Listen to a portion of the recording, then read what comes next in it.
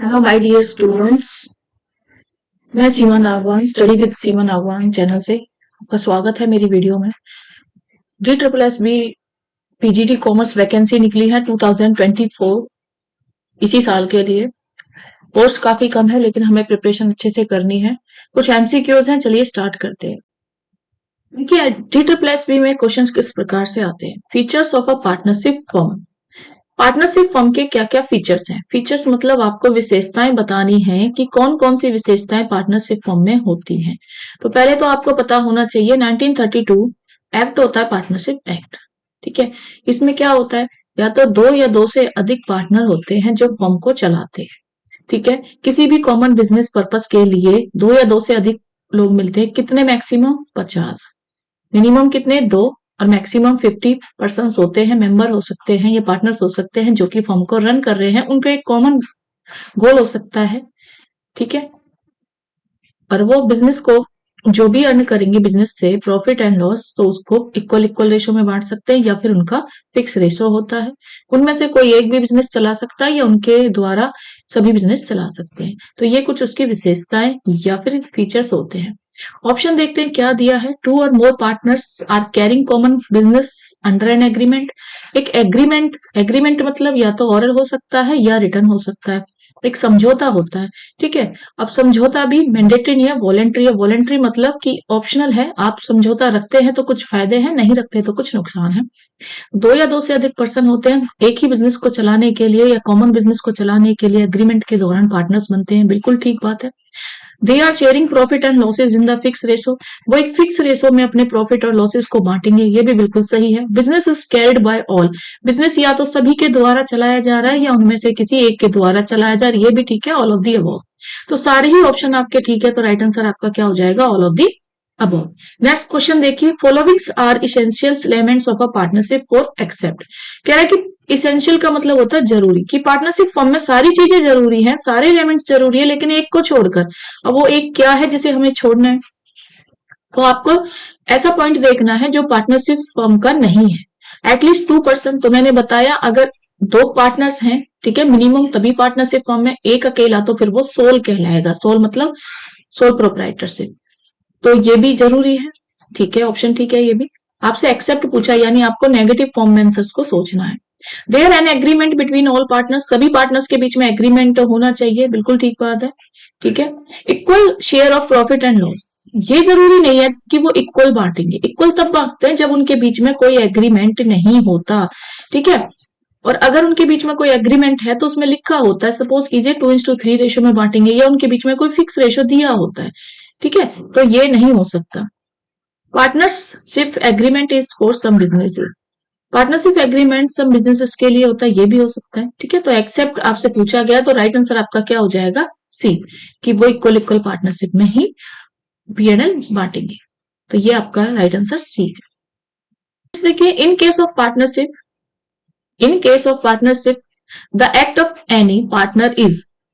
Partnership के case में act of any partner is का मतलब क्या होता है? Binding on all partners. कि अगर एक पार्टनर एक्ट मतलब कोई कार्य कर रहा है तो उस काम के बदले क्या सभी बाध्य होंगे? बाध्य मतलब सपोज कीजिए कि ये ए बी सी तीन पार्टनर है, और अगर ए ही आके यहाँ पे एक्ट कर रहा है, काम कर रहा है, तो बी और सी उस काम को मानेंगे या नहीं, कि उनके भी लायबिलिटी है इस काम के लिए या नहीं। जो भी ये काम हो रहा है ये इसके लिए भी बाइंड अप है। ठीक है, तो ए ऑप्शन आपका बिल्कुल ठीक है। Binding on that partners only. क्या यही पार्टनर इस काम के प्रति जिम्मेदार माना जाएगा? क्या इसी पे असर पड़ेगा, इन पे नहीं पड़ेगा? तो ये गलत है, क्योंकि जो पार्टनर अगर किसी एक काम को कर रहा है तो उसके प्रति सभी जिम्मेदार होते हैं। Binding on all partners except that particular partner. अब कह रहा है कि जो पार्टनर काम कर रहा है उसको छोड़ के बाकी ये भी जिम्मेदार माने जाएंगे, लेकिन ये नहीं माना जाएगा। तो ये ऑप्शन भी गलत है। नन ऑफ दीज, ये भी रॉन्ग है। तो फर्स्ट आंसर आपका बिल्कुल ठीक है। बाइंडिंग ऑल पार्टनर्स, अगर एक काम करेगा तो ये सारे पार्टनर उस काम के लिए जिम्मेदार माने जाते हैं। प्रॉफिट है तो सभी बांट लेंगे, और इस काम से अगर लॉस हुआ तो वो भी सभी बांटेंगे। नेक्स्ट क्वेश्चन देखिए, which of the following statement is true. कौन सा स्टेटमेंट आपका ट्रू है? A minor can not be admitted as a partner. कि आप माइनर को पार्टनर की तरह एडमिट नहीं कर सकते। क्या ये बात सही है? देखिए कुछ केसेस में आपका माइनर पार्टनर बन सकता है, ठीक है। हाँ, लेकिन वो सिर्फ और सिर्फ प्रॉफिट में ही हिस्सेदारी लेता है, लॉस में हिस्सेदारी उसकी नहीं होती जब तक वो माइनर है। तो ये ऑप्शन आपका सही नहीं हो सकता। A minor can be admitted as a partner only into the benefit of the partnership. ये बात बिल्कुल सही है कि एक माइनर एडमिट हो सकता है, आपकी पार्टनरशिप का मेंबर बन सकता है, पार्टनर बन सकता है, लेकिन वो सिर्फ बेनिफिट के लिए आएगा। A minor can be admitted as a partner but the right and liabilities are same of adult. क्या एक बच्चे के वही राइट और लाइबिलिटी हो सकती है जो एक बड़े की है? ठीक है, नहीं, क्योंकि उसका भी मानसिक विकास होना बाकी है, पूरी तरह से वो डेवलप नहीं हुआ है कि वो सभी डिसीजंस ले सके, ठीक है। तो वो रेशनल भी नहीं है, इसीलिए वो उसके सारे राइट्स एंड लाइबिलिटीज नहीं माने जाते। तो ये गलत है, नन ऑफ दीज हो ही नहीं सकता। तो बचा क्या राइट आंसर आपका? बी आपका राइट आंसर हो जाएगा। Ostensible partner are those who. Ostensible partner कौन सा कहलाता है? Don't contribute any capital but get some share of profit for lending their name to the business. वो कोई भी कंट्रीब्यूट नहीं कर रहा, कैपिटल वो नहीं लगा रहा है, यानी बिजनेस को रन करने के लिए जो पैसों की जरूरत है वो पैसे तो नहीं दे रहा है, लेकिन वो कुछ ना कुछ प्रॉफिट जरूर ले रहा है, प्रॉफिट में अपना हिस्सा ले रहा है। क्यों? क्योंकि उसने उधार दिया हुआ है बिजनेस में पैसा, यानी लेकिन उसने लोन दिया हुआ है बिजनेस को रन करने के लिए। तो ऑस्टेंसिबल पार्टनर कहलाएगा, तो ये नहीं कहलाएगा, ठीक है। Contribute very less capital but get equal profit. बहुत ही कम पैसा उसने बिजनेस में लगाया है। सपोज करो सभी पार्टनर ने 1-1 लाख रुपए लगाया है, लेकिन वो 10,000 रुपए लगा रहा है सिर्फ और बराबर ही प्रॉफिट ले रहा है, ऐसा हो सकता है? नहीं। डोंट कॉन्ट्रीब्यूट एनी कैपिटल, उसने कोई कैपिटल कॉन्ट्रीब्यूट ही नहीं करी है, and without having any interest in the business, और ना ही वो कोई इंटरेस्ट ले रहा है। जब कैपिटल ही नहीं लगाई तो कैपिटल पे वो इंटरेस्ट भी नहीं लेगा। Lend their name to the business, लेकिन उसने अपना सिर्फ और सिर्फ नाम दिया है, नाम, उसकी रेपुटेशन से बिजनेस को फायदा हो रहा है, रेपुटेशन दी है। Contribute maximum capital of the business, business में वो मैक्सिमम कॉन्ट्रीब्यूट कर रहा है, ज्यादा से ज्यादा पैसा लगा रहा है। तो ऑस्टेंसिबल कौन सा हो सकता है? दे डोंट कंट्रीब्यूट कैपिटल, ना वो कैपिटल लगाता है ना उसे इंटरेस्ट से कोई मतलब है, लेकिन उसने अपना नाम उधार दिया है, उसकी रेपुटेशन अच्छी है, ठीक है। तो जब भी बात आएगी रेपुटेशन की, या उसका नाम है, ठीक है, या उसकी गुडविल अच्छी है जिससे बिजनेस को बेनिफिट होता है, जैसे आप किसी अंबानी को ले लो, अंबानी को सभी जानते हैं, ठीक है, रतन टाटा को ले लो, तो आप सिर्फ और सिर्फ दुनिया को ये शो कर दो दीज आर आवर पार्टनर्स, उनके नाम से आप पार्टनरशिप कर रहे हो, ठीक है। तो ये क्या हो का है? Ostensible partners. नेक्स्ट देखिए, sleeping partners are those who. अब स्लीपिंग पार्टनर्स कौन सा होता है? स्लीपिंग का मतलब क्या है? सोया हुआ। तो सोया हुआ पार्टनर किसे माना जाएगा? भाई जो एक्टिव नहीं है, नॉन एक्टिव, ठीक है, जो पार्टिसिपेट ही नहीं कर रहा है। तो देखते हैं ऑप्शन क्या कहते हैं। Take active part in the conduct of the business. अब ये तो एक्टिव पार्ट कर रहा है, तो ये तो हो नहीं सकता, ये बिजनेस को चलाने के लिए सारे काम कर रहा है। But provide no capital however salary is paid to them, ना ही ये कैपिटल दे रहा है और ना ही इसको सैलरी दी जा रही है, लेकिन ये सारे कार्य कर रहा है, तो ये स्लीपिंग तो नहीं हो सकता। Don't take any part in the conduct of the business, जो बिजनेस में कोई भी एक्टिव पार्ट नहीं कर रहा, तो यही है स्लीपिंग, जब ये कोई भी एक्टिवली पार्ट नहीं कर रहा। But provide capital and share profit and loss in the agreed ratio, लेकिन ये कैपिटल भी दे रहा है और P&L में अपना हिस्सा भी ले रहा है, तो यही है, ठीक है। ये काम तो कुछ नहीं कर रहा, इसीलिए इसे स्लीपिंग पार्टनर माना जाता है। लेकिन फ्री में तो पार्टनर्स ऐसे नहीं बनाओगे कि ना काम कर रहा ना पैसे, बट ये आपको कैपिटल दे रहा है जिसकी वजह से आपने इसे पार्टनर बनाया हुआ है। और ये क्या कर रहा है? प्रॉफिट एंड रेशो से आपका जो शेयर है वो भी अपना लेगा, भाई पैसा लगाएगा तो P&L में अपना हिस्सा भी लेगा। Take active part in the conduct of the business, अगर वो एक्टिव पार्ट है तो स्लीपिंग वो बना ही नहीं, ठीक है, आगे पढ़ने की आपको जरूरत नहीं है। Don't take any part in the conduct of the business, ये हो सकता था, आगे पढ़ते। No contribute capital however share profit and loss in the agreed ratio. देखो, ना ही वो एक्टिव होगा और ना ही वो अपनी कैपिटल लगाएगा, तो फिर आप क्यों ही उसे अपना प्रॉफिट दोगे? तो ये नहीं हो सकता, ठीक है। कंफ्यूजन आपको दो में ही हो सकती थी, बी और डी में, ठीक है। बी में देखो और डी में एक जैसा ही है कि don't take part in the business, वो अगर बिजनेस में कंट्रीब्यूट नहीं कर रहा तो आंसर ये भी हो सकता था, ये भी। लेकिन आगे भी आप जब पढ़ोगे कि वो पैसा भी नहीं लगा रहा है और फिर भी P&L में आप उसे हिस्सा दे रहे हो, शेयर दे रहे हो, तो ऐसा तो आप नहीं करोगे, ना पैसा लगा रहा है ना काम कर रहा है, तो ये पॉइंट कट गया। तो राइट आंसर क्या है? B. The relation of partner with the firm is that, कि जो पार्टनर है उनका रिश्ता फर्म के साथ कैसा होता है? An owner, an agent, an owner and agent, या मैनेजर। तो भाई जो पार्टनर है आपके वो फर्म के साथ एक तो ओनर भी माने जाते हैं कि वो मालिक हैं, कुछ भी डिसीजन ले सकते हैं, पूरा मैनेजमेंट वही देख रहे हैं, ठीक है, डिसीजन मेकिंग उन्हीं की है। और एक एजेंट भी तब माने जाते हैं जब अगर उनमें से कोई एक कार्य कर रहा है और उसके प्रति दोनों बाकी बचे हुए पार्टनर्स, दो या तीन जो भी बचे हैं रिमेनिंग पार्टनर्स, बाइंडिंग होते हैं। ठीक है, अगर वो भी जिम्मेदार है उसी काम के लिए तो वो एजेंट भी है। ठीक है, और जब वो अकेला बिजनेस चला रहा है, ठीक है, तो वो ओनर भी है। तो रिलेशनशिप क्या हो जाएगी? ओनर भी है और वो एजेंट भी है। What is should be the minimum number of the partner to a form of a partnership. अब मिनिमम नंबर पूछा है तो मैंने आपको बता दिया मिनिमम 2 और मैक्सिमम 50 होते हैं। ठीक है, अब जब आप ऑप्शन में देखते हो तो कंपनी का याद रखना, कंपनी में पब्लिक कंपनी भी होती है और प्राइवेट भी होती है। प्राइवेट में 2 से 200 होते हैं आपके मेंबर, पब्लिक में 7 से नो लिमिट, मैक्सिमम लिमिट। ठीक है, तो ये कंपनी के मेंबर है, कंफ्यूज मत होना। और जब पार्टनरशिप की बात आएगी तो 2 से 50 ही होते हैं, तो राइट आंसर 2 हो जाएगा। ना ही 7 है, ना ही 10 है, ना ही 20। ये बैंकिंग की दिशा में 10 या ये 20 वाले ऑप्शन आपको दिखते हैं, लेकिन सिंपल पार्टनरशिप में आपको 2 से 50 ही बोलना। नेक्स्ट देखिए, number of partners in a partnership firm में बी। तो कह रहा है कि नंबर ऑफ पार्टनर्स कितने हो सकते हैं, तो अभी मैंने बताया 2 से 50। तो ये ना ऑप्शन देखते हैं, मैक्सिमम 2, मैक्सिमम 10, मैक्सिमम 100 या मैक्सिमम 50। तो राइट आंसर आपका क्या हो जाएगा? मैक्सिमम 50। कि which one of the following is not an essential features of a partnership, कि पार्टनरशिप के लिए कौन सा फीचर जरूरी नहीं? There must be an agreement, उनके बीच में एक एग्रीमेंट होना चाहिए, यहाँ पे नोट पूछा है। ठीक है, there must be a business, business होना चाहिए। The business must be carried on for profit के लिए चलाना चाहिए, the business must be carried on by all the partner. तो देखिए, there must be an agreement, agreement होता है तो अच्छा है, ऑरल या रिटर्न हो सकता है।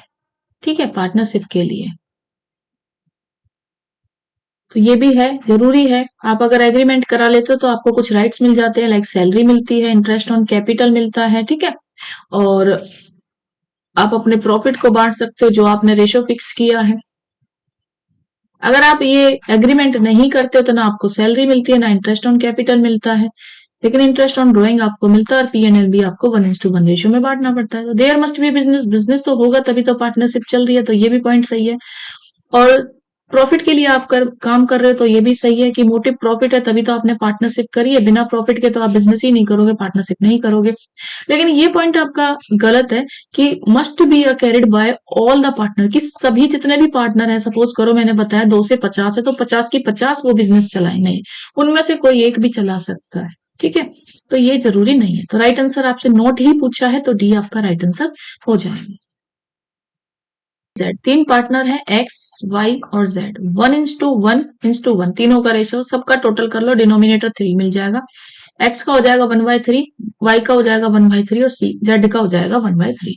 अब तीनों कैपिटल लगा रहे, 80,000 एक्स ने लगाई होगी, 60,000 वाई ने और 40,000 जेड ने। देयर पर्सनल एसेट्स, उनने असेट्स भी लगाई है 20,000, 15,000 और 10,000। Extend of their liability in the form would be, तो उनकी लाइबिलिटी कैसे निकालोगे, कितनी हो सकती है? एक ही 80,000 तक, 60,000 या 40,000, यानी जितना उन्होंने पैसा लगाया क्या उतनी ही लाइबिलिटी है? बी देखिए, 20,000, 15,000, 10,000, सी 1,00,000, 17,000, 75,000 और 50,000, या डी इक्वल। अब देखिए, आपने 11th में पढ़ा होगा assets is equal to capital plus liability. ये एसेट्स उठा के यहाँ लिया हो, ठीक है, उधर तो लाइबिलिटी बचेगा, तो एसेट्स प्लस कैपिटल हो जाएगा। आपसे यही पूछा जा रहा है कि लाइबिलिटी कितनी है, लाइबिलिटी कैसे निकालोगे? एसेट्स और कैपिटल दोनों को ऐड कर दो। कैपिटल कितनी लगाई है, तो एसेट्स कितनी लगा रहा है एक्स, 20,000, तो 80 और 20,000 कितने हो गए आपके? 1,00,000 रुपए। ठीक है, तो सी आपका राइट आंसर हो गया 1,00,000। इधर आप वाई का देख लीजिए, 60,000 आपका पैसा लगा रहा है कैपिटल, और एसेट्स कितनी वाई लगा रहा है 15,000। 60,000 और 15,000 कितने हो गए 75,000। तो वाई का देख लें 75,000 है, ऑप्शन बी सी में। सी देखिए आपका एक्स वाई जेड, जेड कितने पैसे लगा रहा है 40,000। 40,000 तो वो पैसे लगा रहा है, और कैपिटल कितनी, एसेट्स कितनी लगा रहा है 10,000। तो 10,000 अगर वो एसेट्स लगा रहा है तो टोटल लायबिलिटी 50,000 की उसकी होगी, तो सी आपका राइट आंसर हो जाएगा। नेक्स्ट देखिए, every partner is bound to attend diligently to his desk in the conduct of the business. हर एक पार्टनर, ठीक है, डिलीजेंटली मतलब कि वो जो भी आप बिजनेस कंडक्ट कर रहे हो, ठीक है, उसके प्रति पार्टनर का क्या बनेगा, अधिकार बनेगा जो भी आप कार्य करोगे, ठीक है, या उसकी मीटिंग बनेगी, कैपिटल पैसा बनेगा, या ड्यूटीज। तो जब भी आप कुछ भी बिजनेस को चलाओगे तो आपके उसके प्रति कुछ ड्यूटीज बनेंगी ही बनेंगी, ठीक है, तो आपके फर्ज तो बनेंगे, ठीक है, आपको कार्य तो कुछ ना कुछ करने ही पड़ेंगे, तो डी आपका राइट आंसर हो जाएगा। नेक्स्ट देखिए, forming a partnership deed is, forming मतलब जब आप पार्टनरशिप डीड बना रहे हो। डीड क्या है, एक एग्रीमेंट होता है, ठीक है, समझौता है, कुछ शर्तें आपने लिखी हैं बिजनेस को चलाने के लिए। इट कैन बी ओरल और इट कैन बी रिटन हो सकता है, according to 1932 partnership act.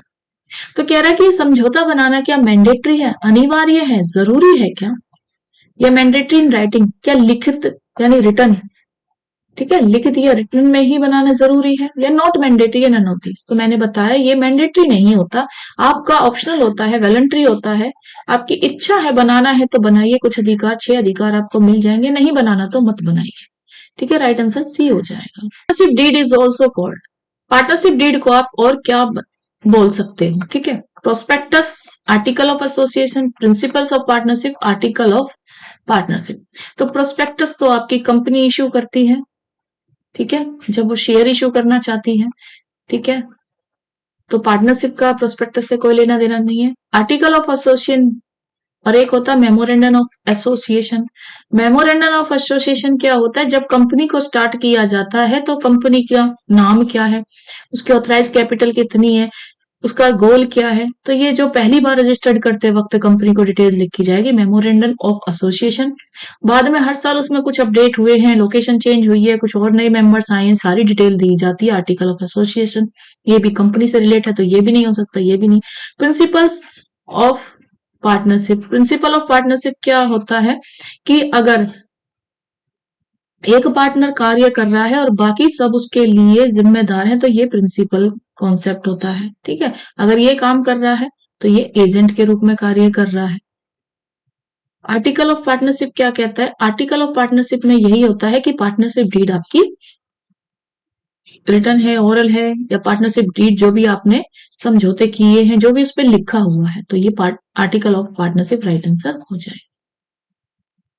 Next देखिए, which of the following is not incorporated in partnership act, इनमें से कौन सा पार्टनरशिप एक्ट में इनकॉर्पोरेटेड यानी शामिल नहीं है। Profit and loss are to be shared equally, बांट सकते हैं। No interest is to be charge on capital, अगर आपकी पार्टनरशिप डीड नहीं है तो इक्वली इक्वली बांटोगे, बिल्कुल ठीक बात है, ठीक है, तो कोई इंटरेस्ट नहीं दिया जाएगा, बिल्कुल ठीक बात है। All loans are to be charge interest at 6% per annum, ये भी बिल्कुल ठीक बात है कि 6% से लोन तो दिया जाएगा, लोन पे इंटरेस्ट तो दिया जाएगा, लेकिन ना तो कैपिटल पे दिया जाएगा, ना इंटरेस्ट ऑन ड्रॉइंग दिया जाएगा, ठीक है, ना ही आईओसी इंटरेस्ट ऑन कैपिटल, ना ही इंटरेस्ट ऑन ड्रॉइंग्स, ना ही सैलरी, ना ही रेमुनरेशन, ठीक है, ना ही और कुछ, प्रॉफिट इक्वली बांटेगा। All drawings are to be charge interest, सारी ड्रॉइंग्स पे इंटरेस्ट चार्ज करेगा नहीं, इंटरेस्ट नहीं लगा सकते ना ड्रॉइंग्स पे, ना कैपिटल पे, ना ही सैलरी पे, अगर आपके पास डीड नहीं है। तो राइट आंसर आपका क्या हो जाएगा, D. When is the partnership act enforce, partnership act कब एनफोर्स करता है, when there is no partnership deed, जब पार्टनरशिप डीड नहीं है। Where there is a partnership deed but there are differences of opinion between the partners, deed है लेकिन उनकी opinion, उनकी राय या सुझाव नहीं मिलते। When capital contributed by the partners varies अलग अलग कैपिटल लगाई है, किसी ने 1 लाख रुपए लगाई है, किसी ने 2 लाख रुपए लगा दी है। When the partner's salary and interest on capital are not incorporated in the partnership deed, अगर पार्टनर्स की सैलरी और इंटरेस्ट ऑन कैपिटल उनको नहीं दिया जा रहा, तो पार्टनरशिप एक्ट एनफोर्स कब करता है? When there is no partnership deed. अगर कोई डीड नहीं है तभी पार्टनरशिप पे इफेक्ट पड़ेगा कि उनको सैलरी नहीं दी जा रही है, उनको इंटरेस्ट ऑन कैपिटल नहीं दिया जा रहा, उनको इंटरेस्ट ऑन ड्रॉइंग्स नहीं दिया जा रहा, प्रॉफिट इक्वल इक्वल बांटा जा रहा, कोई रेमुनरेशन नहीं दिया जा रहा है। ठीक है, तो ए ही आपका राइट आंसर हो जाएगा। In the absence of partnership deed, जब पार्टनरशिप डीड ही नहीं है पार्टनर्स के बीच में, तो interest is allowed on capital, partners capital. अगर आपके पास नो डीड है, तो मैं बार बार आपको रिपीट कर रही हूँ, अगर कोई डीड नहीं है तो पार्टनर्स को कैपिटल पे इंटरेस्ट, ड्रॉइंग पे इंटरेस्ट नहीं दिया जाता। तो ऑप्शन देख लेते हैं, 5%, 6% पर एनम, 12% पर एनम, या नो इंटरेस्ट इज अलाउड। तो नो इंटरेस्ट इज अलाउड आपका राइट आंसर हो जाएगा। ठीक है, अगर लोन पे इंटरेस्ट पूछता तब 6% होता, ड्रॉइंग्स पे पूछता तो नहीं होता। नेक्स्ट देख लेते हैं, in the absence of partnership deed, फिर से डीड नहीं है, नो डीड। क्वेश्चन क्या पूछ रहा है, the allowable rate of interest on partners loan, तो लोन पे दिया जाएगा या नहीं दिया जाएगा? तो अभी मैंने बताया हाँ लोन पे दिया जाएगा। कितना दिया जाएगा? 6% पर एनम। पर एनम मतलब साल में एक बार 6% दिया जाएगा। सिंपल 6% नहीं, 6% पर एनम। पीए भी लिखा होना चाहिए, तो ऑप्शन बी आपका राइट आंसर है, 12% नहीं होता। नेक्स्ट देखिए, A and B are partners in the partnership form without any agreement. Agreement नहीं है, इसका मतलब नो डीड। अब उनके बीच में अगर कोई भी समझौता नहीं है, तो A has given loan 50,000 to the firm. A loan दे रहा है फर्म को, कितना? 50,000 लोन दे रहा है। At the end of the year loss was incurred, तो बाद में लॉस हो गया फर्म को। Following interest may be paid to A by the firm. Firm A को following interest may be paid to A by the firm. Firm A को कितना interest पे करेगी? 5% per annum, 6% per annum, 6% per month, या as there is a loss in the business interest can not be paid. तो बताइए firm interest देगी या नहीं देगी? तो देखिए, अगर फर्म को लॉस हो या प्रॉफिट हो, ठीक है, अगर लोन है तो लोन पे तो आपको 6% लॉस होने की सिचुएशन में भी इंटरेस्ट देना ही पड़ेगा। ठीक है, और कितना? 6% पर एनम। तो राइट आंसर आपका क्या हो जाएगा? B. A and B are partners in a partnership form without any agreement, no deed. अगर एग्रीमेंट ही नहीं है, A has withdrawn 50,000 out of his capital as drawings. Capital होती है जब आप पहली बार बिजनेस में मतलब कुछ पैसा इन्वेस्ट कर रहे हो, लेकिन पर्सनल यूज के लिए उसी पैसे को आप विड्रॉल कर रहे हो, बाहर निकाल रहे हो। ठीक है, अब जब आप इंटरेस्ट कैपिटल अगर आप बिजनेस में लगा देते हो तो फर्म आपको इंटरेस्ट देती है। क्यों? क्योंकि अगर आपने ये पैसा बैंक में लगाया होता तो बैंक भी आपको इंटरेस्ट प्लस करके देती। लेकिन जब आप ड्रॉइंग्स करते हो, पैसे को विड्रॉल करते हो, बाहर निकाल लेते हो, तो उल्टा हो जाता है। अब फर्म आपसे इंटरेस्ट चार्ज करेगी, इंटरेस्ट ऑन ड्रॉइंग्स, जितने टाइम के लिए पैसा आपने निकाल के अपने हाथ में रखा है। अब क्वेश्चन ये पूछ रहा है कि कितना इंटरेस्ट चार्ज करेगी ड्रॉइंग्स पे, और पार्टनरशिप एग्रीमेंट है ही नहीं आपके बीच में। तो इंटरेस्ट ऑन ड्रॉइंग्स में B charge by A by the firm, तो ए से चार्ज लिया जाएगा या नहीं? तो मैंने बताया कि जब कोई डीड ही नहीं है, कोई एग्रीमेंट ही नहीं है, तो उसमें कोई भी इंटरेस्ट आप नहीं चार्ज करोगे। 5%, 6%, 6% ये ऑप्शन ही नहीं देख रहे हैं, आपको बस इतना पता होना चाहिए, नो डीड नो इंटरेस्ट। ठीक है, अगर डीड नहीं है सिर्फ लोन पे दिया जाता है, एल पे याद रखना, बाकी इंटरेस्ट कैपिटल पे हो या ड्रॉइंग्स पे सबको नो चार्ज कर देना। राइट आंसर आपका डी हो जाएगा। A and B are partners in a partnership form without any agreement. फिर से कोई डीड नहीं है दोनों के बीच में, पार्टनर्स के बीच में कुछ लिखा ही नहीं है या कुछ ओरल भी नहीं हुआ है, कोई समझौता नहीं हुआ है। अ डिवोर्स, डिवोर्स मतलब जैसे भक्ति भाव से आप कोई कार्य कर रहे हो, ठीक है, पूरी मेहनत से। More time for the firm as compare to B, B से ज्यादा ए। सपोज करो कि ए यहाँ पे 8 घंटे काम कर रहा है और बी यहाँ पे 5 घंटे काम कर रहा है, तो ये डिवोटी है ए। ठीक है, अच्छे से काम कर रहा है। A will get the following commission in addition to profit in the firm's profit. तो ए ज्यादा कमीशन लेगा अपने काम करने के बदले में प्रॉफिट से। 6% लेगा, 4%, 5%, नन ऑफ दिस। तो उनका profit and ratio equal equal बांटा जाएगा, चाहे काम ज्यादा करो मत करो, क्योंकि उनके बीच में कोई एग्रीमेंट नहीं है। राइट ऑप्शन क्या हो जाएगा? डी ही हो जाएगा। In the absence of partnership did the following rule will apply. अगर पार्टनरशिप डीड नहीं है तो कुछ रूल्स अप्लाई होते हैं, वो कौन कौन से? No interest in on capital, बिल्कुल ठीक बात है, ना ही इंटरेस्ट दिया जाएगा, ना ही ड्रॉइंग्स पे दिया जाएगा, कैपिटल पे भी नहीं और ड्रॉइंग्स पे भी नहीं। Profit sharing the capital ratio, ये नहीं हो सकता, क्यों? क्योंकि इक्वल इक्वल बांटेंगे। Profit based salary to working partner, कोई सैलरी नहीं दी जाती। 9% इंटरेस्ट ऑन ड्रॉइंग, कोई इंटरेस्ट नहीं दिया जाता। तो राइट आंसर क्या है? ए।